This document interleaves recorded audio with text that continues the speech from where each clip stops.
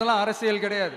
உண்மையிலே மக்களுக்கான அந்த உழைப்பு இருக்கணும். அதனால தான் நாம் அரசியலுக்கு வந்திருக்கிறோம். இது எதிரிங்களுக்கு நல்லாவே தெரியும். அதனால தான் நம்மளை சுற்றி அத்தனை சதிகள். அதில் முக்கியமான சதி என்ன தெரியுமா? இதை பாரு, ஒன்று நீ இல்லைனா நான் இல்லைனா நீ இல்லைனா நான். நமக்குள்ள வேற எவனும் நடுவில் வந்துடக்கூடாது.